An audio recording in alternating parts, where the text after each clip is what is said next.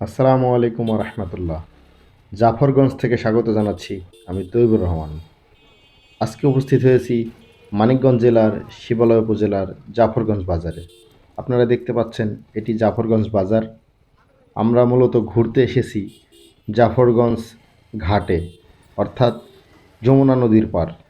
শহরাঞ্চলের মানুষ বিভিন্ন পণ্য সরবরাহ করার ক্ষেত্রে এই ঘাটটি ব্যবহার করে থাকেন। সেই সাথে এই স্থানটি দর্শনীয় স্থান হিসেবেও বেশ জনপ্রিয়।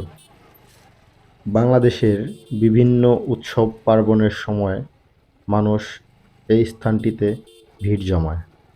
এখন মূলত শুষ্ক মৌসুম, যে কারণে নদীর পানি শুকিয়ে গেছে। বর্ষা মৌসুমে এই স্থানটি বেশ জনপ্রিয় হয়ে ওঠে। এই জায়গাটি মূলত মানিকগঞ্জ জেলাধীন শিবালয় উপজেলার তেওতা ইউনিয়নের অন্তর্ভুক্ত। জাফরগঞ্জের আশেপাশের চরাঞ্চলের মানুষগুলো বাজারঘাট করার জন্য এই জাফরগঞ্জ বাজারে এসে থাকে। আজকে আপনাদেরকে দেখানোর চেষ্টা করব জাফরগঞ্জ নদীর পাড়ের বিকেলের সৌন্দর্য। দিনটি ছিল ঈদের দ্বিতীয় দিন, যে কারণে আপনারা দেখতে পাচ্ছেন মোটামুটি মানুষের একটা ভিড় জমে গেছে। বিভিন্ন রকমের ব্যবসায়ীরা তাদের পণ্য সামগ্রী নিয়ে বসে গেছে। কেউ চটপটির দোকান, কেউ ঝালমুড়ির দোকান, কেউ বা ঠান্ডা পানির দোকান। আমরা বাইকটি বাম পাশে সাইড করে রেখে তারপরে জায়গাটি ঘুরে দেখব।